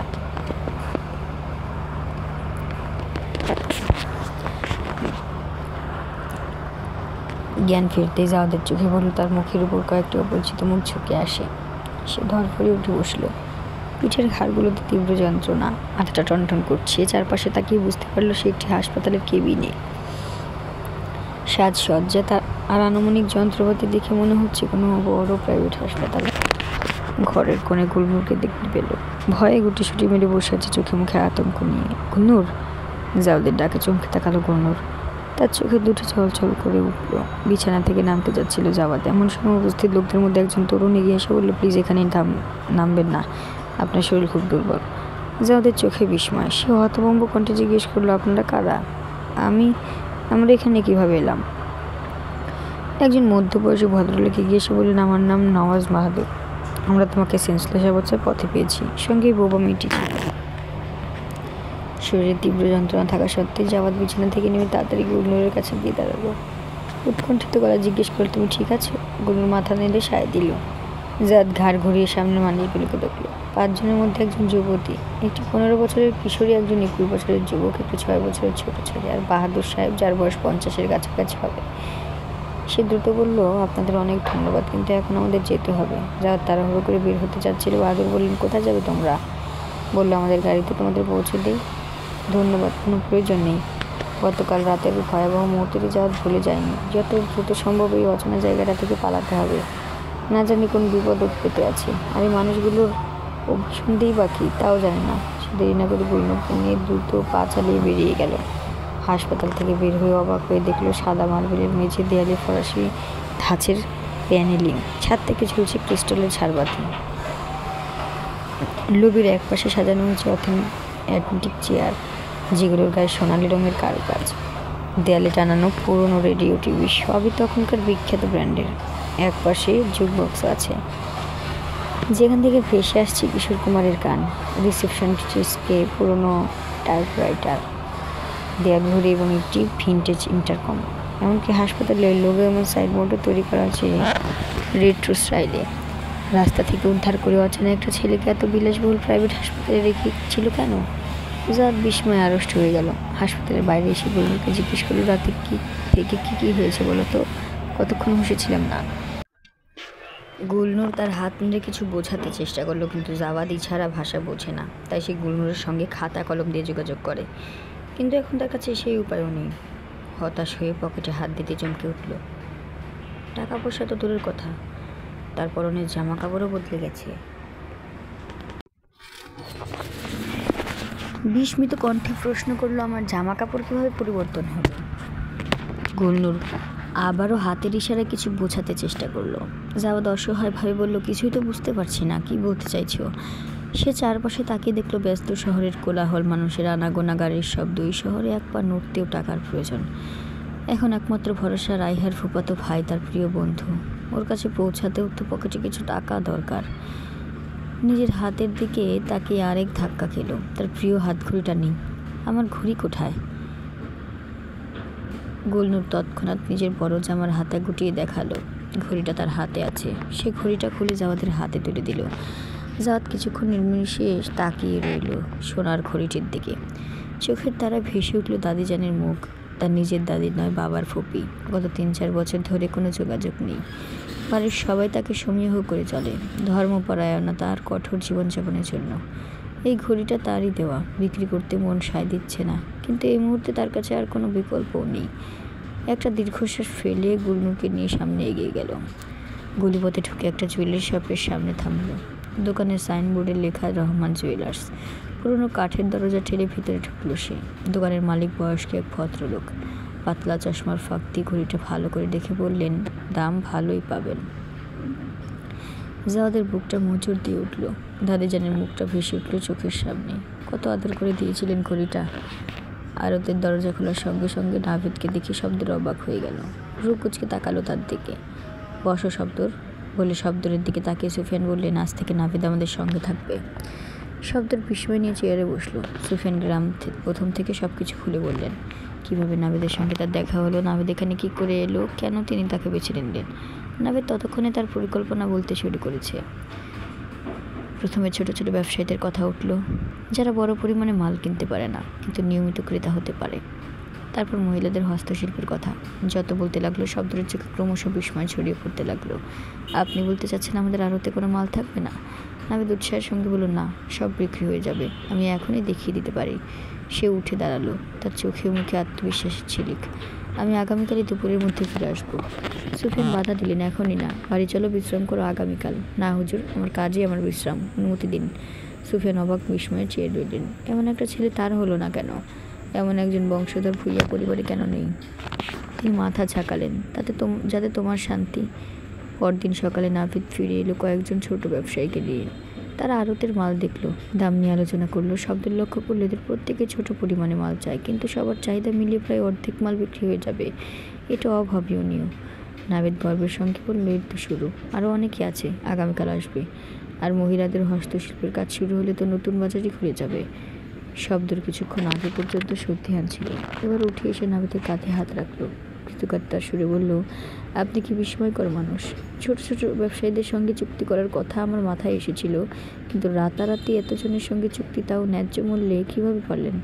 সুফিয়ান গর্বের হাসি হাসলেন। তিনি জানতেন নাভিদ পারবে। এখন থেকে নাভিদ আমাদের সঙ্গেই থাকবে, আমাদের ব্যবসার আমির হয়ে। হুজুর, নাভিদ কৃতজ্ঞতা বিগলিত হয়ে বলতে যাচ্ছিল। নাভিদকে থামিয়ে দিলেন সুফিয়ান। বললেন, হুজুর নয়, চাচাজান বলো। সন্ধ্যা নামার আগেই আড়তের অর্ধেক মাল বিক্রি হয়ে গেল। একদিনের মধ্যেই নাভিদ প্রমাণ করে দিল যে সুফিয়ান সাহেব তার উপর যে আস্থা রেখেছিলেন তা অমূলক নয়। পালঙ্কের উপর নিস্তব্ধ হয়ে বসে আছে জুলফা। মনের মধ্যে একটা আশঙ্কা ক্রমশ ঘনীভূত হচ্ছে। কিছুক্ষণের মধ্যে নাভিদ এসে পৌঁছাবে এই বাড়িতে, অতিথি ভবনে থাকবে, একই ছাদের নিচে থাকবে তার অতীতের মানুষটি আর বর্তমানের স্বামী। প্রেম? না, প্রেম তো হয়নি কখনো। তবু যে মানুষটি এতদিন ধরে মনের গভীরে গাঁথা আছে, সে কি প্রেমিক নয়? শুধু প্রেম করলেই কি কেউ প্রেমিক হয়? নাকি মনের গভীরে থেকে যা মানুষটাই প্রকৃত প্রেমিক? দিনগুলো কীভাবে পার করবে সে? চোখের সামনে সারাক্ষণ ঘুরে বেড়াবে নাভিদ, তখন কিভাবে মন দেবে স্বামীর প্রতি? সে তো সত্যিকারের একটা সংসার করতে চায়, পূর্ণতা দিতে চায় তার দাম্পত্য জীবনকে। সকালবেলা বনে গিয়েছিল সে, সঙ্গে ছিল শব্দর। পাখিদের কালকাতানো মুগ্ধ ছিল চারপাশ। হঠাৎ একটা ছোট পাখির বাচ্চাকে মাটিতে পড়ে ছটফট করতে দেখলো। উপরে তাকিয়ে দেখলো গাছের ডালে বাসা। মা পাখি তাকিয়ে উদ্বিগ্ন হয়ে ডাকছিল। জুলফা যখন আলতো করে পাখির বাচ্চাটিকে তুলে দিল, ঠিক তখনই পেছন থেকে শব্দের পদশব্দ শোনা গেল। একটা লম্বা বাঁশের লাঠি হাতে নিয়ে এগিয়ে এলো শব্দ। জুলফাকে বলল, দাও, আমি ওকে বাসায় তুলে দিচ্ছি। লাঠির মাথায় একটা ছোট ঝুড়ি বেঁধে পাখির ছানাটিকে তার মায়ের কাছে পৌঁছে দিল। মা পাখি আনন্দে ডানা ঝাপটাতে লাগলো। আগেও কি এমন করেছেন? জুলফার প্রশ্নে শব্দের মৃদু এসে বলল, ছোটবেলায় এই বনের সব পাখিদের দেখাশোনা করতাম, প্রায়ই ছানারা বাসা থেকে পড়ে যেত। জুলফা মুগ্ধ হয়ে তাকালো। শব্দর তখনও পাখির বাসার দিকে তাকিয়েছিল, তার চোখ থেকে ঝরে পড়েছিল মমতা। জুলফা ভাবলো, এমন একজন মানুষের সংসারে সে কতটা সুখী হতে পারে, যে একটা ছোট্ট পাখির জন্য এত যত্ন নিতে পারে। সে নিশ্চয়ই তার স্ত্রীকে সারা জীবন ভালোবাসতে পারবে। কল্পনা থেকে বর্তমানে ফিরে এলো সে। নাভিদের কথা ভাবতে কি হঠাৎ করে মনে পড়ে গিয়েছিল ভোরের ঘটনা। পর মুহূর্তে কানে বাজতে লাগলো শব্দের যেদিন রাতের কথাগুলো। এই দীর্ঘ জীবনে একজন মানুষও জুটলো না যে আমাকে বুঝবে, যার কাছে মনের কথা খুলে বলা যাবে। কেন কেন এমন হলো না জুলফা? কণ্ঠে কি অসহায়ত্ব, কি মায়া। জুলফা বুকের উপর হাত রাখলো। শব্দের প্রতি মায়াটা তার মধ্যে গভীর থেকে গভীরতর হচ্ছে। সে আলমারি খুলে বের করলো শব্দের ছোটবেলার কিছু ছবি। প্রথম ছবিতে 14-15 বছরের কিশোর শব্দর, পরনে সাদা ধুতি পাঞ্জাবি, গলায় জড়ানো রেশমি চাদর, মাথার চুল পরিপাটি করে আঁচড়ানো, তেল চকচকে। তার মধ্যে বাঙালি জমিদার বংশের সমস্ত সৌন্দর্য আছে। আরেকটি ছবিতে শব্দ দাঁড়িয়ে আছে তাদের বাগান বাড়ির বারান্দায়। পেছনে বিশাল থামগুলো, বারান্দার রেলিংয়ে লতানো মালতী ফুলের গাছ। শব্দের পাশে একটি কাঠের আরাম কেদারা, তার উপর রাখা ইংরেজি উপন্যাসের বই, পরনে সিল্কের পাঞ্জাবি, ধুতি, পায়ে পলিশ করা নাগরা জুতো। সবচেয়ে সুন্দর ছবিটিতে শব্দ দাঁড়িয়ে আছে তাদের বাড়ির লাইব্রেরি রুমে। চারিদিকে উঁচু উঁচু বইয়ের আলমারি, টেবিলের উপর খোলা বই, কাগজপত্র, দেয়ালে টানানো তৈলচিত্র। শব্দের বসে আছে চামড়ার আরাম কেদারায়, হাতে একটি বই, পরনে সিল্কের পাঞ্জাবি, ধুতি। ছবিগুলো দেখতে দেখতে জুলফা ভাবলো শব্দের ওই বয়সে যদি তাকে বিয়ে করতে চাইতো নিশ্চয়ই রাজি হয়ে যেত। এখন অবশ্য সুদর্শনে আছে, শুধু একটু পরিণত দেখায়। ছবিতে আলতা করে হাত বুলিয়ে ভাবলো আমাদের ছেলে কি দেখতে একই রকম হবে। ভাবনাটা মনে আসতেই বুকের ভেতরটা কেঁপে উঠল। সে সন্তানের কথা ভাবছে। নিজের মনে একটা মিষ্টি হাসি ছড়িয়ে পড়লো ঠোঁটের কোণে। সঙ্গে সঙ্গে লজ্জায় রাঙা হয়ে উঠল গালের পাশটা। পথে ঘাটে বড় হওয়া মেয়ে সে, কিন্তু তার সন্তান হবে জমিদার বংশের উত্তরাধিকারী। মনের মধ্যে আনন্দের ঢেউ খেলে গেল। চোখের সামনে ভেসে উঠল একটা ছোট্ট শিশুর মুখ, যার চোখ নাক মুখ বহু শব্দের মতো। মিটি মিটি হাসছে যে কি এমন ঘটলো ভাবছিলেন একটা ছেলে। কথাটা সে করতে গিয়ে থমকে গেল জুলফা। শব্দের সঙ্গে চোখাচোখি হতে বুকের ভেতরটা ধক করে উঠল। লজ্জায় টকটকে লাল হয়ে উঠল মুখ। ঘাড় নিচে করে ছবিগুলো বোঝাতে লাগলো তাড়াতাড়ি। প্রায় ধরা পড়ে যাচ্ছিল কি সর্বনাশ। সে প্রায় মনের কথাটা বলেই ফেলছিল। শব্দ রেগে এলো একটু, তার চোখে উৎসুক দৃষ্টি। কি বলেছিলে, শেষ করো। জুলফার বুকের ভেতর টিপটিপ করছে। একটা অদ্ভুত অলৌকিক অনুভূতি তাকে গ্রাস করে রেখেছে। কেন এমন হচ্ছে? আবার হাসছো? শব্দের গলায় মৃদু কৌতুক। জুলফা তাড়াতাড়ি মুখটা গম্ভীর করলো। কোথায় হাসছি? আমি দেখেছি। এই যে এখনো হাসছো। কি ভাবছিলে বলো বলো। কিছু না। জুলফা মুখ ঘুরিয়ে নিল। শব্দের জুলফার কোমর জড়িয়ে ধরল। তার কাঁধে তুতনিটাকে নরম স্বরে জিজ্ঞেস করলো, কিছু তো ভাবছিলে?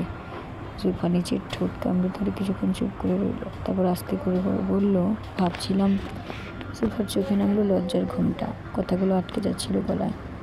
যে আমার ছেলে মানে আমাদের ছেলে দেখতে মানে ধ্যাত বলতে পারছি না, লজ্জা লাগছে বলেই শব্দের হাতের বাঁধন ছড়িয়ে দৌড়ে পালালো জুলফা।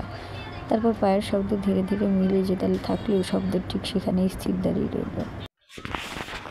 তার চোখে বিস্ময় মেশানো মুগ্ধতা, মুখে হাসি, বুকে গভীরে যেন অগণিত প্রজাপতি একসঙ্গে ডানা মেলেছে। জুলফার বলা ভাঙা ভাঙা কথাগুলো মনের ভেতর বারবার ফিরে আসছে। মেয়েরা কেবল তখনই সন্তানের কথা ভাবে যখন তার হৃদয় সন্তানের বাবাকে ভালোবেসে পূর্ণ হয়। এর মানে কি জুলফা তাকে ভালোবাসে? সেদিন ঈদের দিন। আনন্দের জোয়ার বইছে পথে ঘাটে। মানুষের কলরব, হাসি খুশির শব্দ ছড়িয়ে পড়েছে আকাশে বাতাসে। শুধু তৃতীয় তলার চিলেকোঠার ঘরটা অন্ধকারে ডুবে আছে, জানালায় কালো পর্দা। বাইরের আলো ঢুকুনি এখানে। সে নিজের হাত নখ দিয়ে ক্ষতবিক্ষত করেছে। দেয়ালে মাথা ঠুকছে বারবার। কপালে লাগা চোট থেকে রক্ত গিয়ে পড়ছে। চোখের জল শুকিয়ে গেছে কখন। মেঝেতে পড়ে আছে একটা ছবি ফ্রেম, কাঁচ ভেঙে গেছে। সে রক্তমাখা হাতে সেটা তুলে নিয়ে আবার ছুঁড়ে মারে দেয়ালে। কান্নায় ভেঙে পড়ে। বাইরের খুশির শব্দ ছাপিয়ে যায় তার কান্না। দুপুরের রোদ এসে পড়ে জানালার ফাঁক দিয়ে, তবু ঘরটির অন্ধকার কাটে না, কাটবে না, কখনোই না। দিনভর থমথমে গরমে সারা শহর হাঁসফাঁস করছে। বিকেলের দিকে আকাশের গায়ে ভেসে উঠল পেঁজা তুলোর মতো সাদা মেঘের পাল। একটু একটু করে সূর্যের আলো মিলিয়ে যেতে লাগলো। দূরে কোথাও থেকে ভেসে আসা কাক চিলের ডাকে বিকেলটা আরও মায়াময় হয়ে উঠেছে। বাসায় ফিরে যাওয়ার প্রথমেই হাত মুখ ধুয়ে নিল। তারপর একটু দ্বিধা নিয়ে গুলনুরের ঘরে উকি দিল। আবছে অন্ধকারে গুলনুর বিভোর হয়ে ঘুমাচ্ছে। বন্ধু আসিফের সহায়তায় সপ্তাহখানেক হলো তারা এখানে নতুন বাসায় উঠেছে। এই কটা দিনে গুলনুরের সঙ্গে তার কথাবার্তা হয়নি বললেই চলে। সকাল থেকে সন্ধ্যা পর্যন্ত সে কাজের খোঁজে ছোটাছুটি করেছে। গুলনুর প্রতিদিন রান্না করে রাখে, সে ফিরে এলে খাবার বেড়ে দেয়। এই পর্যন্তই তাদের যোগাযোগের সীমানা। গুলনুরের ঘুমন্ত মুখ থেকে চোখ সরিয়ে জামাত নিজের ঘরে গিয়ে বসল। ক্ষুধার জ্বালায় পেট চুই চুই করছে। গুলনুরের ঘরের পাশেই রান্নাঘর। হঠাৎ করে খাবার নিতে গেলে গুল্নুর চমকে উঠতে পারে। এই কয়দিনে সে লক্ষ্য করেছে যতই পরিচিত পুরুষ মানুষ হোক না কেন হঠাৎ করে সামনে পড়লে গুল্নুরের মুখে ভয়ের ছায়া নেমে আসে, চোখে মুখে আতঙ্ক দেখা যায়। তাই নিজের ঘর থেকেই মৃদু গলায় ডাক দিল, গুলনুর, গুলনুর। সে হালকা ডাকেই গুলনুর ঘুম থেকে চমকে উঠল। তড়িঘড়ি করে মাথায় ওড়না টেনে দ্রুত পায়ে এসে কর্নিশ করলো। যাদের কপালে বিরক্তির ভাঁজ পড়ল। গভীর একটা নিঃশ্বাস ফেলে বলল, আবার কর্নিশ? কতবার বলবো তোমাকে? যেদিন ও বাড়ি ছেড়ে বেরিয়ে এসেছে সেদিন থেকে আমি আর জমিদার পুত্র নই। এখন আমি তোমার মধ্যেই একজন সাধারণ মানুষ। গুলনুন তাড়াতাড়ি সোজা হয়ে দাঁড়ালো। জমিদার বেগমদের কর্নিশ করা ছিল তার দৈনন্দিন জীবনের অংশ। তাই যখনই জাওদের পায়ের শব্দ শুনে যখনই তার ডাক কানে আসে, পা নিজে থেকেই এগিয়ে যায়, শরীর আপনা আপনি নুয়ে পড়ে। জাওদ একটু নরম সুরে বলল, আমি জানি এটা তোমার অভ্যাস, কিন্তু এখন আমরা দুজনেই ভিন্ন পরিস্থিতিতে আসি। আমরা বন্ধুর মতো। আমার সামনে তোমার নত হওয়া সাজে না, আর কুর্নিশ করবে না, ঠিক আছে? গুলনুর মাথা নেড়ে সম্মতি জানালো। জাওয়াদ হাত মুখ ধুয়ে এসে জিজ্ঞেস করলো, কি রান্না করেছো আজ? গুলনু দ্রুত রান্নাঘর গেল। থালায় গরম ভাত বেড়ে পাশে মুরগির ঝোলের বাটি রাখলো। ভাতের উপর একটু ঘি ছড়িয়ে দিতেই চারিদিকে মিষ্টির সুগন্ধ ছড়িয়ে পড়লো। জাওয়াদ মুরগির ঝোল দেখেও অবাক হয়ে জিজ্ঞেস করলো, মুরগি কোথায় পেলে? গুলনুর খাতার কলম নিয়ে নিকলো, আসিফ সাহেব সকালে দিয়ে গেছেন। কখন এসেছিল? জাওয়াদ খাবারের থালার সামনে বসতে বসতে জিজ্ঞেস করলো, সকালে। জাওয়াদ গুলনুরের দিকে তাকিয়ে বলল, তুমিও বসো, একসঙ্গে খাই। কিছুক্ষণ আগে খেয়েছি, আপনি খান। জাওয়াদ মুরগির ঝোলে ভাত মাখতে মাখতে বলল, একটা চাকরি পেয়েছি। কিছুদিন চাকরিটা করি, তারপর তোমাকে সাইন ল্যাঙ্গুয়েজ শেখানোর জন্য একটা ভালো প্রতিষ্ঠানে ভর্তি করাবো। গুলনুর ফেল করে তাকালো জাওয়াদের দিকে। স্পষ্টতই সে বুঝতেই পারেনি সাইন ল্যাঙ্গুয়েজ বলতে কী বোঝানো হচ্ছে। জাওয়াদ তোর অবুঝ চাহনি দেখে উৎসাহের সাথে বলল, তোমাকে হাতের ইশারায় কথা বলা শেখাবো। এই যেমন বলে সে হাত তুলে সালাম আর ধন্যবাদের ইশারা দেখিয়ে দিল। দেখলে, এভাবে ইশারায় কথা বলা শিখলে তুমি সবার সঙ্গে যোগাযোগ করতে পারবে। গুলনুর মাথা নাড়ল। তখন শহরে বধির ও মুখ প্রতিষ্ঠান খুব বেশি ছিল না। আর চৌরাস্তার মোড়ে জাওয়াদ একটা এনজিও দেখেছে যারা বধির মুখদের জন্য কাজ করে। সেখানে গুলনুরকে ভর্তি করে দিলে হয়তো সে নতুন জীবনের স্বাদ পাবে। হঠাৎ জাওয়াদের মাথায় একটা চিন্তা খেলে গেল। গুলনুর তো জন্মগত বোবা নয়, আঘাতের কারণেও কথা বলতে পারে না। ওর তো চিকিৎসা করা যাবে। গুলনুরের কণ্ঠস্বর কেমন হবে? তার এই মায়াবী মুখের মতোই কি মিষ্টি হবে তার গলার স্বর? জাওয়াদ চোখ তুলে তাকালো গুলনুরের দিকে। গুলনুর তখন নিজের নখ খুঁড়ছে। জাওয়াদ গলা পরিষ্কার করে বলল, আমি তোমার চিকিৎসা করাবো, তুমি আবার কথা বলবে। তখন আর ইশারায় কাউকে কিছু বোঝাতে হবে না। একটু থেমে নিচু স্বরে বলল, তবে সেজন্য টাকা পয়সার প্রয়োজন, জোগাড় করতে একটু সময় লাগবে। গুলনুর মাথা নাড়ল। তার কাছে জাওয়াদের সিদ্ধান্তই চূড়ান্ত। নিজের মতামত প্রকাশ করার সাহস বা অভ্যাস কোনোটাই তার নেই। সে শুধু লিখল, এত দৌড়াদৌড়ি করবেন না, আপনার পিঠের ক্ষতটা এখনও শুকায়নি। জাওয়াদ খেতে খেতে হাসলো, বলল, মনের ক্ষতই এতদিন ধরে টাটকা হয়ে আছে, তবুও তো বেঁচে আছি, শ্বাস নিচ্ছি। দেহের ক্ষত আর কতটুকু? খাওয়া শেষ করে উঠতে গিয়ে লক্ষ্য করলো গুলনুর অনেকটাই রোগা হয়ে গেছে। সে উঠে যাচ্ছিল এমন সময় গুলনুর গামছা নিয়ে এলো। জাওয়াদ কিছুক্ষণ ভেবে জিজ্ঞেস করলো, গুলনুর, তুমি কি আমার উপর অসন্তুষ্ট? গুলনুর আবারও সেই অবুঝ চোখে তাকালো। জাওয়াদ বলল, এই যে তোমাকে নিয়ে এসে আমার এই অনিশ্চিত জীবনের সঙ্গে জুড়ে দিলাম, ওই বাড়িতে তোমার অনেক সঙ্গী ছিল, স্বাধীনভাবে চলাফেরা করতে পারতে, খাওয়া দাওয়া সবই ছিল। জাওয়াদের কণ্ঠ রুদ্ধ হয়ে এলো। আমি বাধ্য হয়ে এই সিদ্ধান্ত নিয়েছি। বাবা যা বলছেন, তারপর ওই বাড়িতে থাকা আমার পক্ষে সম্ভব ছিল না। আর তোমাকে একা রেখে এলে? জাওয়াদের চোখে উদ্বেগ ফুটে উঠল। মা তোমাকে কিছুতেই বাড়িতে রাখতেন না। উনি আমাকে জীবন দিয়ে ভালোবাসতেন। মানুষটা কতটা জেদি আমার চেয়ে বেশি কে জানে। মনে মনে এটাই ধরে নিতেন, তোমার কারণে আমি ঝগড়া করে বাড়ি ছেড়েছি, তখন তোমার জীবন জাহান্নামে পরিণত হতো। জাওয়াদ চুপ করে গেল। এই বাড়িটা আসিফের চাচার, তাই সহজেই ভাড়া পেয়ে গেছে। নইলে গুলনুরকে কী পরিচয় দিয়ে বাড়ি ভাড়া নিত?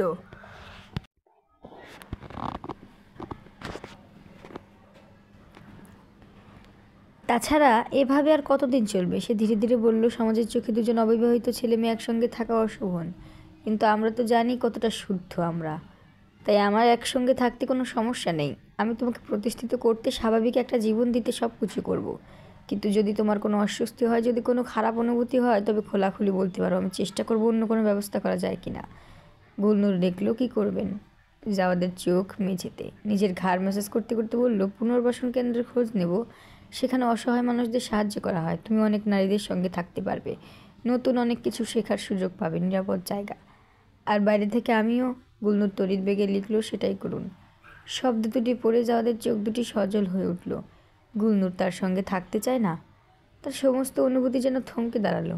নিজেকে বোঝানোর চেষ্টা করলো গুলনুরের চাওয়াই সঠিক, তারা একসঙ্গে থাকতে পারে না।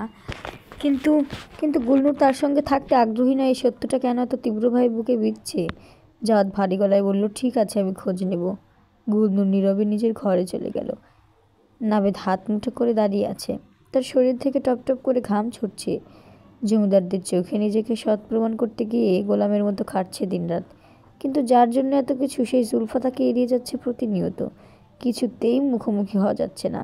কথা বলা তো দূরের কথা, যেখানেই দেখা হোক না কেন, বাগানে বৈঠকখানে অন্দরমহলের সামনে জুলফা কোনো না কোনো অজুহাত খুঁজে বের করে সরে পড়ে। শুধুমাত্র জুলফার জন্যই তো সে তার সমস্ত পরিকল্পনা বদলে ফেলেছিল। কেন এমন হচ্ছে? জুলফার চোখে মুখে যে মোহ, যে প্রেমের ছায়া দেখেছিল, তা কি করে অল্প সময়ে মিলিয়ে গেল? সকালে আবর্জনা স্তূপের মধ্যে সে তার দেওয়া রেডিওটা খুঁজে পেয়েছে। জুলফা ফেলে দিয়েছে যেন কোনো অপ্রয়োজনীয় জিনিস। সেই থেকে তার মাথা গরম হয়ে আছে, সব কিছু এলোমেলো লাগছে। কি করবে সে? কিভাবে জুলফার মন ফিরে পাবে? নাকি সব শেষ হয়ে গেছে? নাবেদ গভীর শ্বাস নিয়ে নিজেকে শান্ত করার চেষ্টা করলো। তখন কানে ঘোড়ার খুরের ঠক ঠক শব্দ ভেসে এলো। সঙ্গে শোনা গেল চাকার ঘর্ষণের আওয়াজ। কেউ একজন ঘোড়া গাড়ি করে এসেছে জমিদার বাড়িতে। নাবিদ ঢুকি দিল জানালা দিয়ে। একটি সুসজ্জিত ঘোড়া গাড়ি থেকে দুজন চাকর অতি সন্তর্পণে একজন বৃদ্ধাকে নামাচ্ছে। বৃদ্ধার সারা চেহারায় রাজকীয় অভিজাত্যের ছাপ। পরনে দামি বেনারসি শাড়ি, পাড়ে সোনালি জরির কাজে বিকেলের রোদ ঝিলমিল করছে। শাড়ির আঁচল মাথায় টেনে রাখা। হাতের রূপার লাঠিতে ভর দিয়ে তিনি দাঁড়িয়ে আছেন তৃপ্ত ভঙ্গিতে। শক্ত চোয়াল, তীক্ষ্ণ চোখ, সেই চোখে বয়সের ছাপ পড়লেও এখনও জলজল করছে অগ্নিশিখা। কিন্তু কিছু মানুষ হয় না, দেখলেই সমীহ করতে ইচ্ছে করে, কথা বলার আগে দুবার ভাবতে হয়। অনেকটা সেরকম চেহারা। তাকে দেখে জমিদার বাড়ির চারিদিকে হইচই পড়ে গেল। দাসী চাকররা ছুটোছুটি করে শুরু করে দিল। কেউ পান সাজছে, কেউ শরবত বানাচ্ছে, কেউ কেউ খবর দিতে ছুটল অন্দরমহলে। বৃদ্ধা ধীর পদক্ষেপে এগিয়ে চলেন অন্দরমহলের দিকে। নাভেদ নিজের ঘর থেকে বেরিয়ে এলো। সন্ধ্যা নামতে আর বেশি দেরি নেই। পশ্চিম আকাশে সূর্য হেলে পড়েছে, সোনালি আভা ছড়িয়ে পড়েছে জমিদার বাড়ির প্রাচীন দেওয়ালে। কোহিনীর ভূঁইয়া সুফিয়ান ও শব্দের একমাত্র ফুপি। বয়সে সুফিয়ানের চেয়ে কিছুটা বড় হলেও এখনও শক্তিমান, তেজস্বী। কলকাতার এক রাজ পরিবারের বড় বউ হিসেবে দীর্ঘ 50 বছর কাটিয়েছেন অসামান্য মর্যাদায়। স্বামীর পাশ থেকে বিশাল সংসার সামলেছেন। তার স্বামী যখন কোনো সিদ্ধান্ত নিতেন, তিনি হতেন প্রধান পরামর্শদাতা। এখন বয়স হয়েছে, ছেলেমেয়েরা নিজেদের সংসার পেতেছে, নাতি নাতনিরাও বড় হয়েছে, কেউ বিলেতে, কেউ বোম্বাইয়ে, সবাই নিজের নিজের জীবন নিয়ে ব্যস্ত। তবে প্রত্যেকেই তার কথা শিরোধার্য করে চলে। কোহিনীর ভূঁইয়ার একটি কথাতে সব কাজ থমকে যায়। ললিতার চিঠি পেয়ে তিনি ছুটে এসেছেন প্রত্যেক জমিদার বাড়িতে। তাছাড়া গত কয়েক মাস ধরে প্রায় স্বপ্নে দেখছিলেন বাবা মাকে। পিতৃভূমির টানে মন ব্যাকুল হয়ে উঠেছিল। এই মেয়ে, ভালো করে সিঁড়ি মুছো। দ্বিতীয় তলে উঠতে গিয়ে দুই দাসীর কাজ দেখে ধমকে উঠলেন। লাঠি দিয়ে দেখিয়ে বললেন, প্রথমে সিঁড়ির কোণগুলো ভালো করে মুছবে, তারপর মাঝখানের অংশ। ভিজে কাপড় দিয়ে মুছবে, শুকনো নয়। কোনো ফাঁক ফোকর রাখবে না। দাসীরা মাথা নিচু করে দাঁড়িয়ে রইল। কোহিনূর রূপার লাঠি ঠুকে ঠুকে এগিয়ে গেলেন। তার চোখ দুটি সজাগ প্রহরীর মতো সব কিছু খুঁটিয়ে দেখছে। দক্ষিণের জানালার কাঠের খিলানে সামান্য ধুলো জমেছে। পূর্ব দিকের বারান্দায় মখমলের পর্দাটা একটু তেজা হয়ে আছে। বৈঠকখানা টেবিলের ফুলদানিতে গোলাপগুলো শুকিয়ে কালো হয়ে গেছে। নিয়মানুবর্তিতা যেন তার রক্তের সঙ্গে মিশে আছে ছোটবেলা থেকেই। তখন তিনি এই বিশাল জমিদার বাড়ির একমাত্র কন্যা। বাবা বলতেন, আমার কোহিনূর হীরার চেয়েও দামি। সেই থেকেই নাম হয়ে গেল কোহিনূর। বাবার শেখানো শৃঙ্খলা, নিয়ম ও নিষ্ঠা সব কিছু এখন অক্ষুণ্ণ। একটা গভীর দীর্ঘশ্বাস বেরিয়ে এলো বৃদ্ধার বুক থেকে। এত বড় জমিদার বাড়ি, এত নামযশ প্রতিপত্তি, কিন্তু একটাও যোগ্য বউ এলো না এই বংশে। ভাইয়ের বউ থেকে সুফিয়ানের বউ ললিতা বিয়ের পর থেকেই হাওয়ায় ভাসছে। না আছে গৃহকর্মের ধার, না আছে কোনো দায়িত্ব জ্ঞান। আর শব্দর, তার কথা ভাবলেই বুকের ভেতরটা মুচড়ে উঠে। 40-এরও বেশি বছর বয়স হলো, একটাও ভালো সম্বন্ধ পছন্দ হলো না।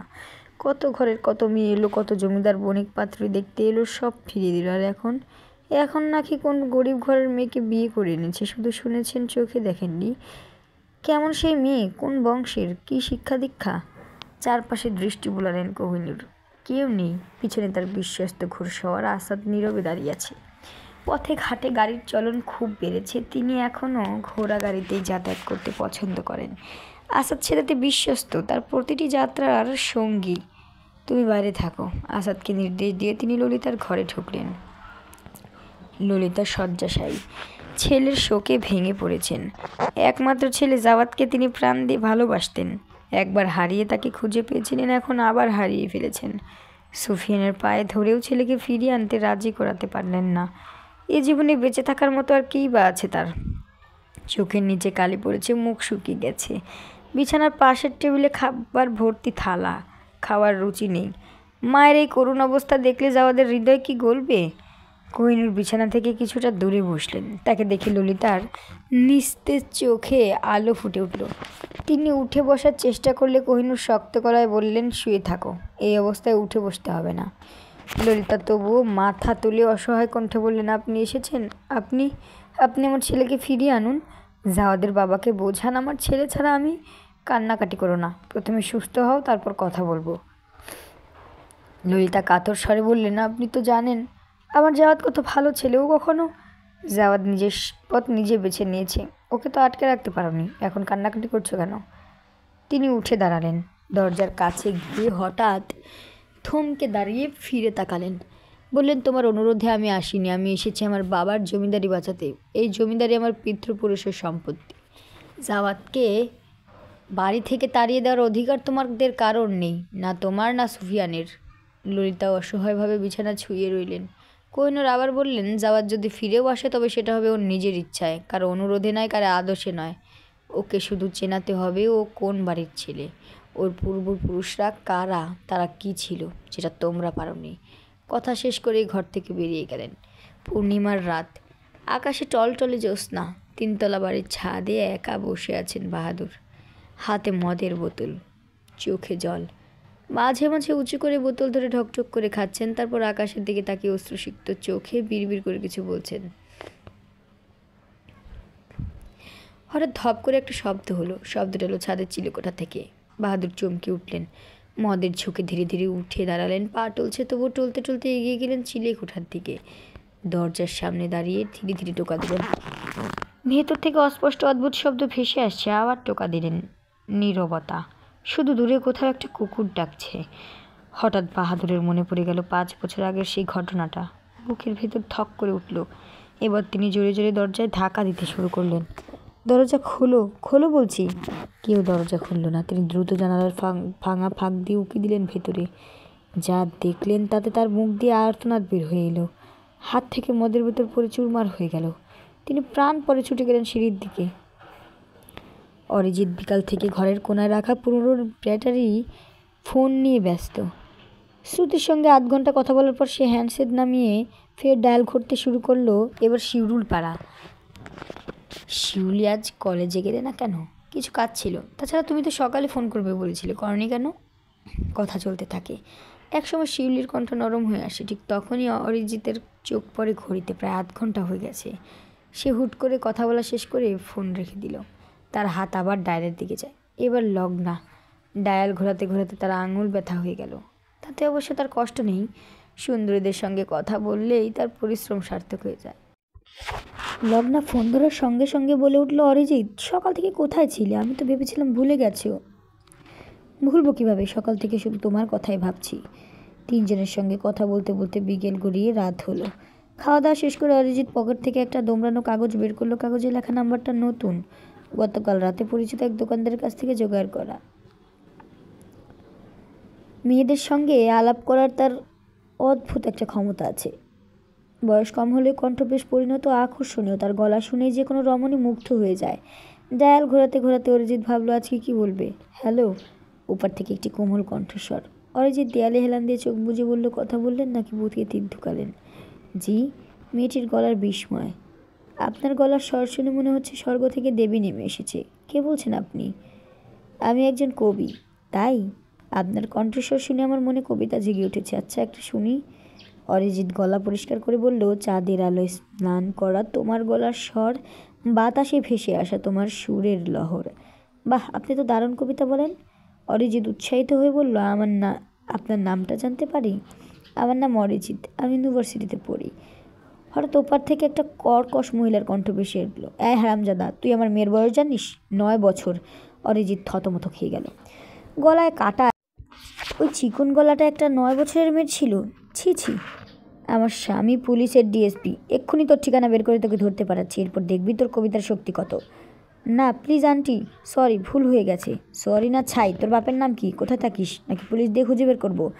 অরিজিৎ তাড়াতাড়ি ফোন রেখে দিল। হাত পা কাঁপছে, বাইরের রাত গভীর হচ্ছে, গায়ে ঠান্ডা ঘাম। যদি সত্যি পুলিশের ঝামেলা পড়ে, বাহাদুর কাকা যদি জানতে পারেন।